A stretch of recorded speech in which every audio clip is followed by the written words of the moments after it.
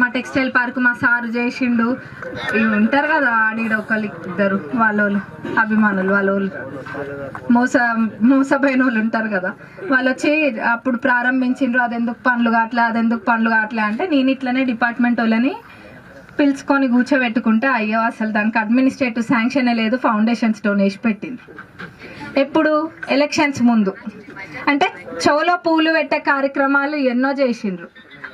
Just elections కోసమే elections ముందే చేసిన పనులు చాలా ఉన్నాయి. శాంక్షన్ లేకుండా చేసిన పనులు పాలకుర్తి అటువైపు 30 కోట్లది నేను వచ్చినాక నేను ఫైనాన్షియల్ క్లియరెన్స్ 31 crores నేను వచ్చినాక ఫైనాన్షియల్ క్లియరెన్స్ 30-40 సార్లు సెక్రటరియట్లో తిరిగి నేను తీసుకొచ్చిన.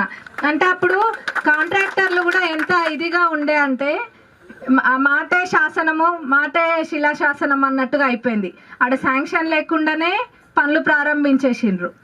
ఇప్పుడు వాళ్ళు అది లేకపోతే నిండా మునిగేటోలే కదా చేసిన పని. అంటే ప్రతి ఒక్కళ్ళని కూడా ఈ రకంగా మోసం చేసి మళ్ళీ మోసం చేయడానికి మళ్ళీ ఊర్లలోకి వస్తున్నారు. జనాలు కూడా ఏం ఊకునేటట్టు లేరు.